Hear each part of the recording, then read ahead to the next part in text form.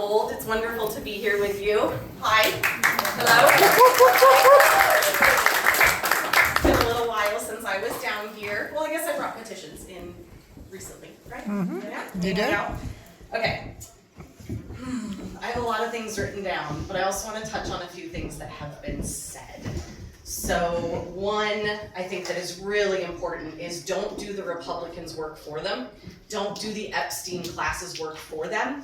Attacking Democrats is their work. You may not like John Fetterman and you know, we may not like who's in charge of blank or what they're doing, but it's Republicans who are stirring shit right now. It's Republicans who have taken us down. It's Republicans who have ruined any policy we tried to pass. The reason we don't have things that we want from the Democratic Party is that Republicans blocked them.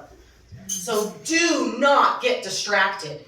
I agree, not every person in the Democratic Party is someone I would marry. Fortunately, I'm already married to someone I like, and there was only one person that I wanted to be married to. You don't have to marry the people that you're supporting in politics, but you have got to stop doing Republican and Epstein class and billionaire work for them, which is tearing down our own party.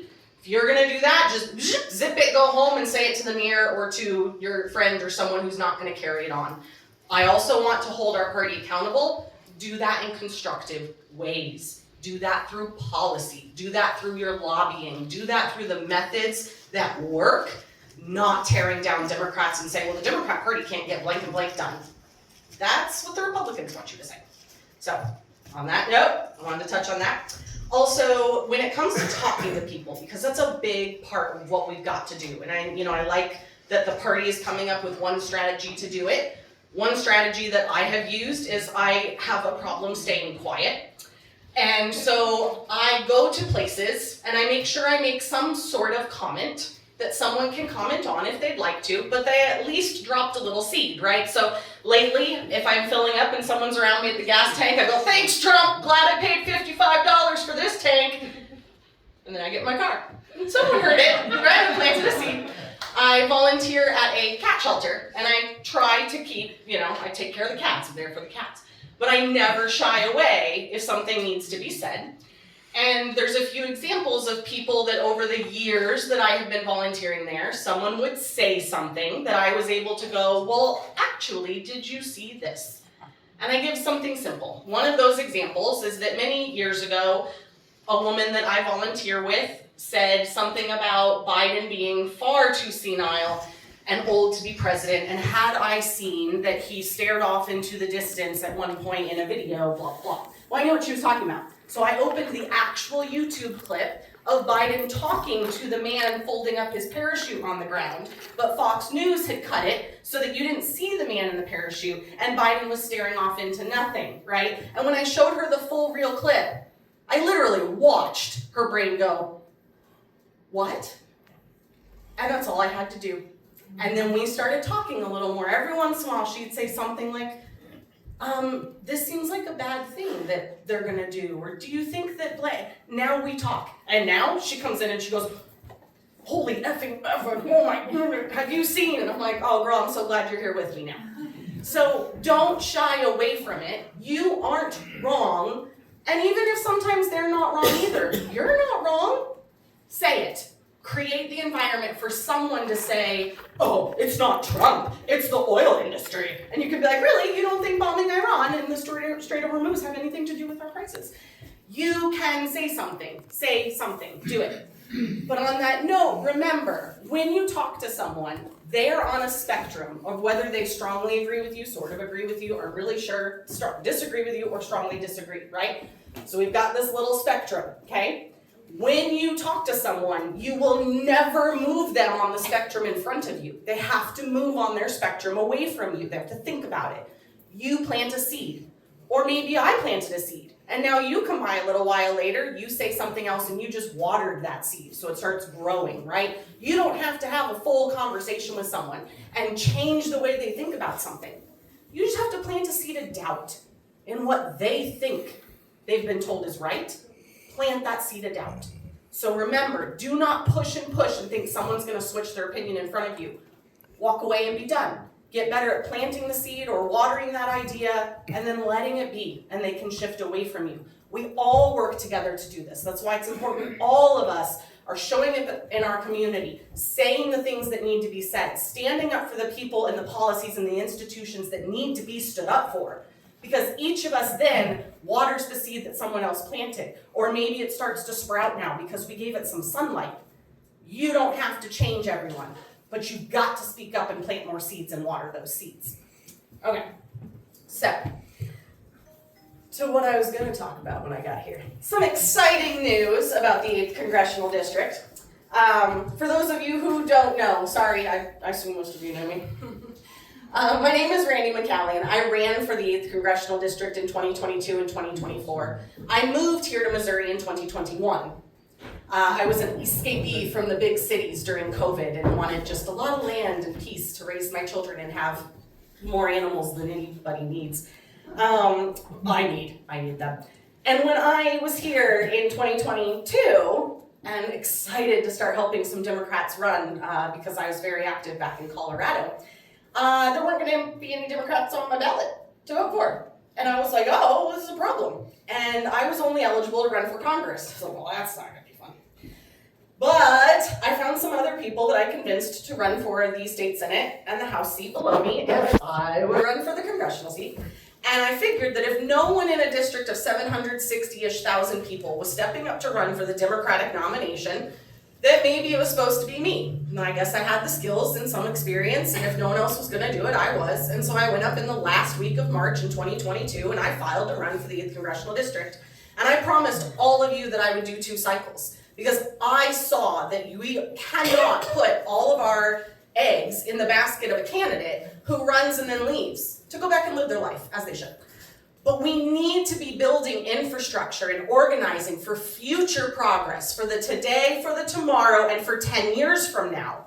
Because we cannot keep putting our eggs in a basket of one candidate that's going to do everything and just be this amazing person that everyone realizes they should suddenly vote Democrat for this one person. It doesn't work like that.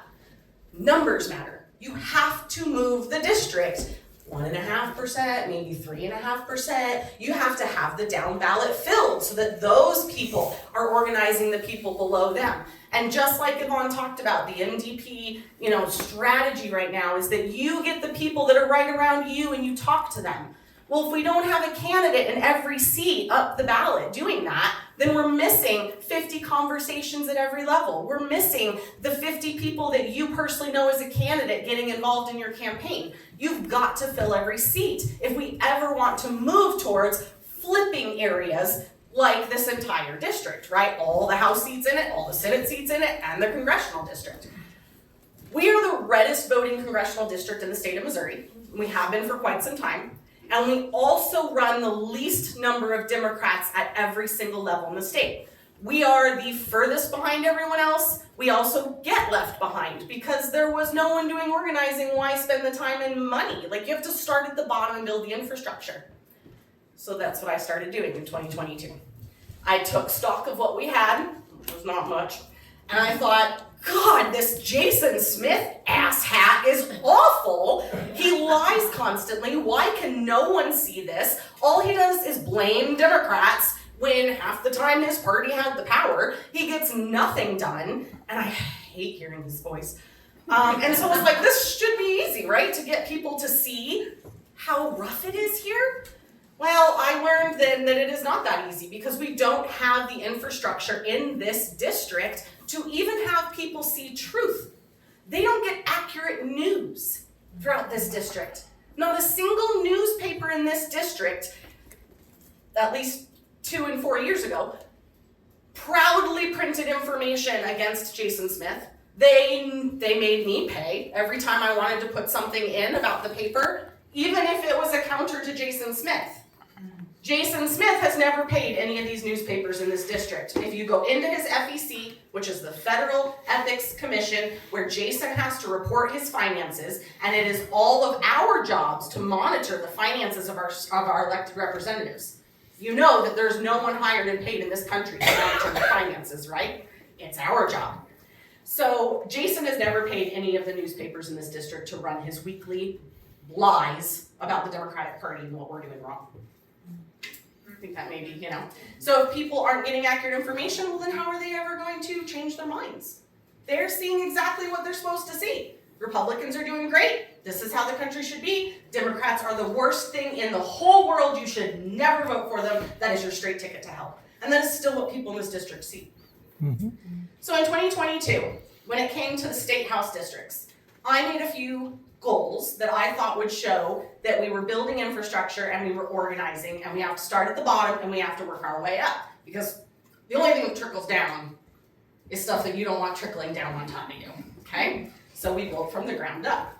In 2022, in our 8th Congressional District, which has 23 state house districts inside the 8th Congressional, we had 6 out of 23 Democrats run for those seats. So we had 74% of our state house seats in the 8th Congressional District uncontested.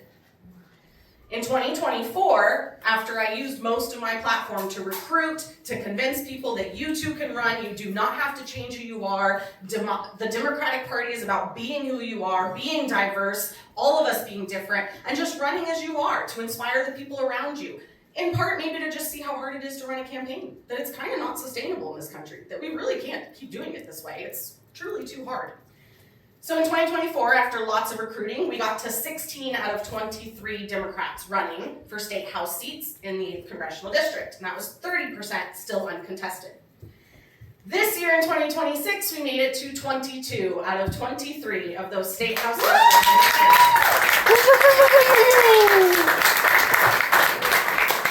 And the only one we didn't fill is all the way down in the Little Boot Heel. And we actually had 2 people that were interested and going to step up if they had just been contacted a little earlier and had more time. They decided the day before, they had finally gotten the information to people that would, and they just could not make it to Jeff City, and all of us offered to drive them. Yvonne, me, we were like, we'll drive down to your house and bring you up, and it just couldn't happen. So we almost could have had 23 out of 23. But my point there is that a few people weren't spreading the information to recruit candidates until the last minute. Somebody down in the boot heel spread that information, and we found 2 people that would have been willing to run. If she would have spread that information 2 or 3 weeks earlier, we probably could have filled that seat. So one of my points there is you've got to ask people to run all the time. It takes at least 7 times of being asked before someone might even start to consider. Ask the people around you, let them know that you're the kind of person that could run, that you don't have to be anything super special or highly trained. You can run for office. Please don't leave the seats empty. So, thanks to Yvonne, because it may seem like I did a lot of work, but really, I just fielded all the people who were interested and sent them to Yvonne so that she could give them the information and meet with them. So, Yvonne kicked ass recruiting across the state.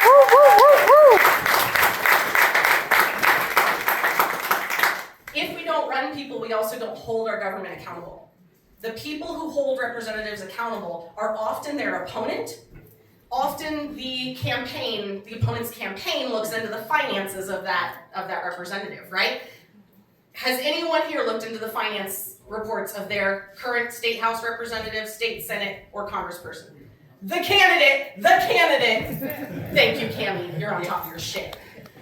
More of us need to be watching over our representatives. We are the people that are supposed to do it. There's no watchdog in this country, that's us. Okay. Some positive changes, though, that I have seen this year after encouraging people for the last 4 years to demand better from our institutions in this district. We actually have quite a few newspapers now in this district that are giving attention to the Democratic candidates. And I have seen a handful come out of like Cape Girardeau, for example, which is one of the newspapers that required me to pay hundreds of dollars every time I wanted to put a word in their paper, and Jason gets printed every week for free. And they actually just covered 2 of the state house candidates that are running in the Cape Girardeau area, and as far as I know, they did not have to pay. You're making some progress. Some of that came from these subscribers demanding better. And that was us telling Democrats to subscribe to their local newspaper so that you are the subscriber and you can demand better. Do not let these things go. These are ours. Take them back. Okay. I would like to thank the candidates, especially in this region, who stepped up to run. And so I know in this room for sure we have JoJo Stewart. Woo! Who stepped up to run for your our state house district right here for a second time, and I strongly, highly, deeply value candidates who run multiple times. It's hard, and you want a break, and you get sick of being attacked, especially by the people that are supposed to be on your side. It's difficult, and I really value when people run again, because that's how you keep building an infrastructure. And I wish it wasn't quite that way, but thank you. Thank you for doing it again. State House-wide, oh, and all of you better be donating something to Joe. You do not make any progress without money in a campaign, and every single thing you do takes money. Even me trying to put a little thingy in the paper about how rough it is to live in the 8th, which really had nothing to do with Jason, cost me $300. Okay? So I want to do that 4 times. That's $1,200. That was just one thing. Radio ads aren't all that expensive. If you have a few $1,000s, you can do some really good radio ads. So please donate to your candidates that stepped up. They are just regular people like you trying to build an entire business, which is what a campaign is, and knowing that at some point it will be over. And so you've got this thing looming over your head of like, why am I doing so much work when this will just end? Please, even $5 really helps candidates. And monthly contributions are truly one of the most helpful because you can build a budget. So if you can't give 100 or 200 right away, which is very helpful, then 10, 15 a month, $8 a month, that actually helps a lot. Set up the recurring donation so that you don't have to think about it, and candidates are able to build a budget into the future knowing what they're going to get every month. Mm-hmm. Okay, I know another we have Quentin. Thank you, Quentin, for running. Thank you. And we also have Frank Barnett's in the room. Thank you for running, Frank. Do we have any other candidates here that I forgot? Okay, thank you to everyone. In your region, though, we also have Joshua Berzins in 155, who stepped up to run for the first time.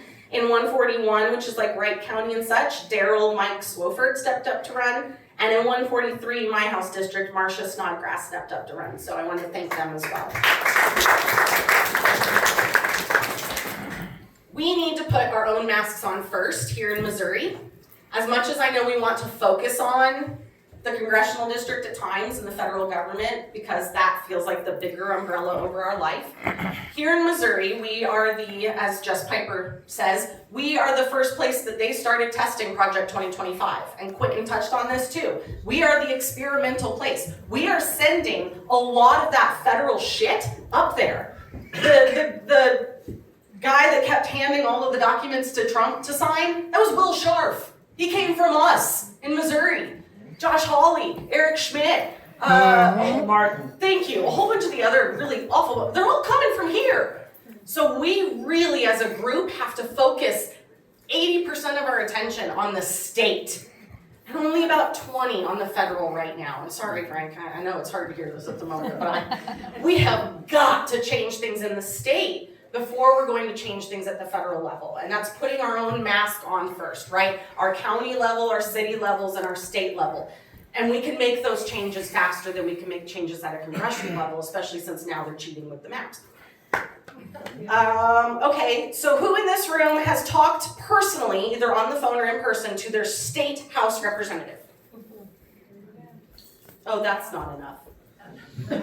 So, does it make you uncomfortable when you talk to someone you disagree with to their face?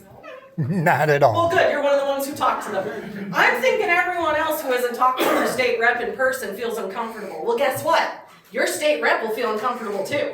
Because as humans, we don't like to be shamed, and we don't like to be out of the in-group, right? The more of you that speak up to your state representative, the more they will start feeling like they're in the out group. But since they're not hearing from very many people, and they truly don't, I wanted something done for my state senator. We got 15 people to call, and their office said it was a tidal wave. It was the state senator, 15 people. If everyone in this room calls their state representative, they will feel like it's a tidal wave. Do it. Work through that nervousness. I'm nervous. Can y'all tell? I still am nervous doing all of this after, I think I've been doing this 12 years now, including teaching maternal and child health things and speaking at conferences. Like, I still get nervous. Move through that fear. If you're not nervous, it's not worth doing. Move through it. Move through it. It's more important. My kids need you to move through that fear. How many people have sent in a testimony to Jefferson City on the website for the State House, just the paper one that you can send in online? Are you serious, guys? That's it? Thank you to everyone who did. Good job. That's so easy. You get to sit on your couch and do it. So the State House of Representatives has a spot where you can submit online testimony about bills, and the legislators can use it, and often our Democratic legislators do use those testimonies. They may read one, they often use the count, how many people disagreed or agreed with it. Please, that's an easy one. So then how many people in here have gone up and testified in Jeff City? All right. Thank you for doing that. I know that's a little bit bigger of an ask, so I didn't expect as many hands. Cammie, you're a rock star right now. Okay, so my representative is Benny Cook. I'm sorry. And recently he did a town hall of sorts, and he was asked at that town hall, which took place in a public school, why he isn't standing up for our public schools more. And one of his answers was that he doesn't get lobbied by people that want public schools. He looked at the room and he said, you guys aren't in Jeff City lobbying me for your public schools, so I don't really know that you want to keep them. You guys aren't speaking as loud as all the other people that come and lobby me. Yeah, the way you feel is how I felt too. He's line up his ass, let me tell you, because we are members of the Texas County Merge. Oh no. People been talking to him, that's bullshit. Good. Well, he does. Yeah. But one of my points is they believe they need to be lobbied by you because a lot of the Republicans who are elected right now don't stand for anything. They'll just go where they've been told to go by the money. And that's what he's doing. He believes that public schools have too much money. That if they have more than a year of operating budget saved, that they should be spending it. Yeah. So representatives in this state need a reminder from all of us what we want. And Benny Cook doesn't believe we want public schools funded and protected and operating strong. So he's not hearing from enough people. He's only hearing from the rich people that want the private school money. I don't know. Probably in Houston or in Texas County. Yeah. Randy? Yes. We have a problem in this area. We can call our representatives and our senator and stuff. We never get to speak to anybody. They never answer our emails. They never get back when we leave phone numbers or anything. I don't even know if they listen to the messages that we send. Yeah. But it's just all over down here and it's terrible. It is. You're gonna have to go sit in their office. Organize something where you can get face to face with them. Yeah. You've got to take the next push to find that because they're hiding from you and they shouldn't be able to. Yeah. Take the next push. Be intimidating. Go to their office. Yeah, I mean that's organize a group of you to go up to Jeff City as much as it kind of sucks. But I'll drive. we've got to. Get a picture. I'm going anyway. And then he can't deny it. There you go. There you go. Don't smile though. Okay, so you gotta confront your representatives. Just like you get nervous, they get nervous. They're regular people. Make them nervous. Make them uncomfortable. Call out what they're doing wrong that you don't like. All right, quick note, because Yvonne touched on some of this, but don't divide ourselves, guys. We can talk about policy, but most especially, please, please, please do not ostracize our marginalized members of the community and our minority members of the community. If you wouldn't step aside and away from an immigrant right now and say they're not with us, don't do it to someone who's trans. Okay? If you don't like what someone's doing, walk away. At least once a week right now, someone who is trans in our country is murdered brutally. Now, I don't know if all of you stay up on that news, but I do. There have been some really awful murders of trans people in our country. They're absolutely being thrown under the bus, and it is not okay for anyone in our party to scapegoat them or separate them or ostracize them, even if you don't like what they're saying or how they're representing. If you don't like it, step away. Walk away. But I gotta tell you that when I think about who to contact down here to try to get new people in that haven't been in before, to try to pull in maybe younger voters who haven't felt represented by the Democratic Party as it has been. It's Cammie that I think about. Cammie is pulling in new and younger people that don't feel represented by the Democratic Party.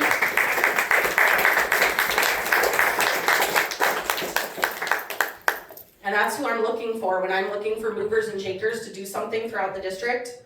It's people that are pulling in new people. It's people that are a little different than what we've had before in the Democratic Party. Because that's what the people who aren't joining us right now want to see. And when I look around the district, there's a handful of people doing that. And you may not like how it's happening, but you gotta go with how it's happening. Cammie's making it work. She's getting new people in. Thank you, Kim. Thank you. Thank you for noticing. Randy, I just want to point out real quick that Cammie has been to Jeff City to testify on every single trans bill that they have proposed. And abortion bill? And abortion bills. Every day there is testimony that Cammie could be there, she's there. And So, I appreciate that. If y'all wanna know what actions to take that are powerful, Cammie's a good leader right now to follow. I just want to reinforce this. Guys, this is not ideology, this is not policy, it is math. It is just math. If the tent doesn't get bigger, we lose. That's it. Yep. And please, please, please, please, please, if you've got someone in the room under 40 years old, you do everything you can to make them comfortable. Okay? Okay? You know, drive away. Okay, some actions, because I'm a big action-oriented person. I want to make sure you have actions that you can take to make things better. We are stronger when we work together, when we organize together. You do not always have to do the same thing as someone else, but when we connect, organize, and do not burn bridges, that's when we build stronger. Join your DIM committee, and if you're not a big fan of who's on it, well then maybe you should be on it. And maybe you should start shaping how it is more, right? And bring some more people onto it. But if you're not a part of the DIM committee, then at least make sure the group that you're organizing with is connected to that committee. Because we all need to have the information and we all need to be supporting each other, even if it's in our own lane, but on the same side of the highway. You need to be election judges. We're going to need more for August and November. We now have 4 constitutional amendments on the August ballot. At least 2 of them are really bad. The tax one is one of them. Mm-hmm. And so we need to have more election judges, make sure that your county clerk has your name if you're willing to serve. I know in our county, you can do a half shift. Is that true down here? No. You have to do the whole day? You guys should talk to your county clerk about creating half shifts, because that makes it a lot easier to get some parents or some people who can't quite make it 15 and a half hours. And so, yeah, election judges for the August primary and the November election, we're going to need a lot this year. Support your candidates. Remember that sometimes our candidates are a bus stop. It's not marriage. You're not marrying them. It's okay.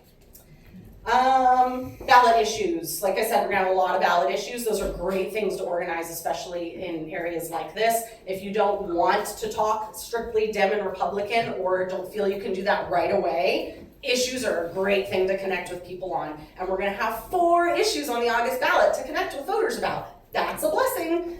So connect with people on those. I am going to try to design, like I do for the November elections, a flyer about the issues that'll be on the ballot. We don't usually make one for the August, but I will try to make one for the August this year for the 8th. The Rural Caucus just came out with 4 different infographics today. So Great. if you're on social media, get on Facebook. Right now they're posting on Facebook at the MVP Rural Caucus page.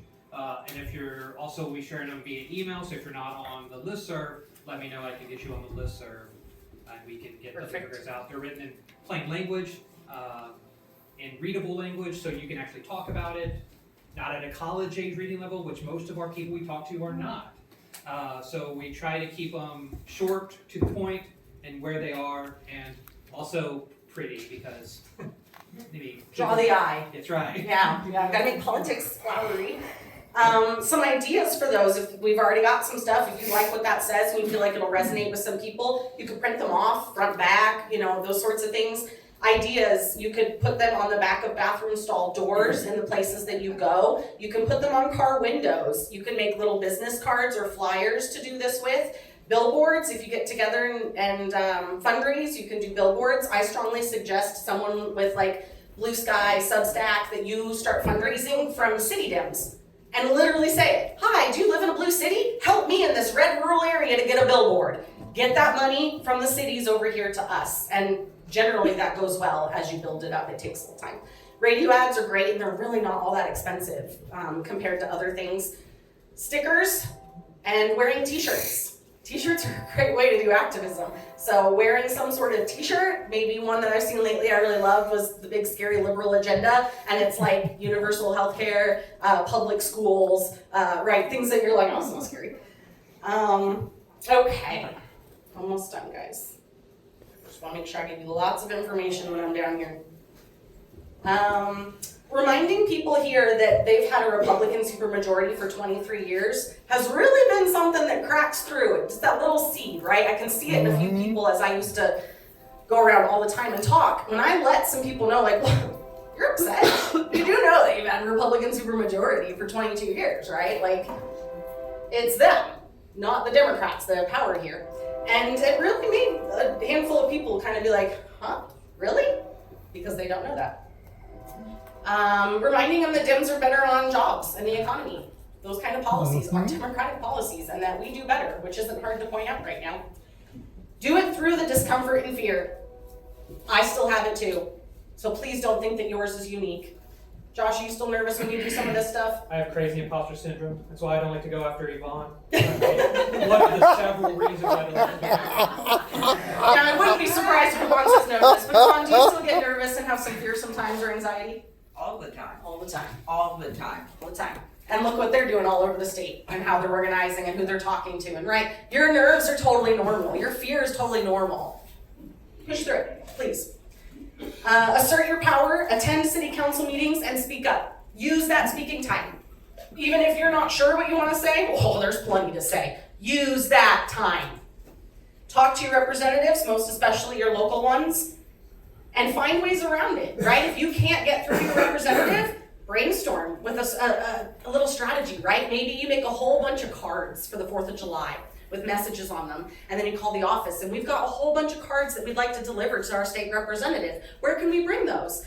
And then you take video of you doing it, right? Because if there's no video, then it didn't happen, and we need to teach other people what we're doing. And so then go and deliver those cards and maybe read a few of them to them, and you didn't need to tell them what the card said until you got there. So just think creative, think clever. We're not getting our country back with the old ways of doing things and the sitting on the couch ways of doing things. And I will say, do not give up social media. Half of this battle has been fought through social media. Don't give it up. Stay there to retweet the people who matter. Stay there to repost and to like and to heart. And when it comes to events, you can go click interested and that will boost the algorithm. We have to stay there. We cannot secede to them. But that's not where all the change is going to happen. Look to others who keep going to help keep you going. You guys, I've heard a lot of people be like, Randy, you're so busy with this kind of stuff. Really, I don't feel that I am, and I took a long break after the election. But as much as I want to give up sometimes and just live my own life, then I see Yvonne doing it, like when she called me and said, you got to help me recruit. And I was like, I don't want to, Yvonne. But she was doing it, so damn it, I can't let Yvonne do it alone. So yeah, I'll do a little bit with you, Yvonne.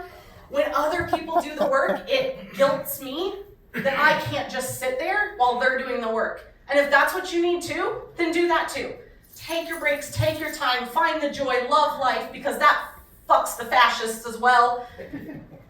But you also can't give up, and you've got to do more. So whatever it is for you that inspires you, pull from that. For me, it's guilt.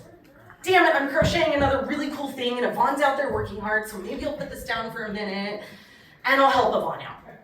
Okay? Don't give up. Keep going. All right, that was everything I had on my notes.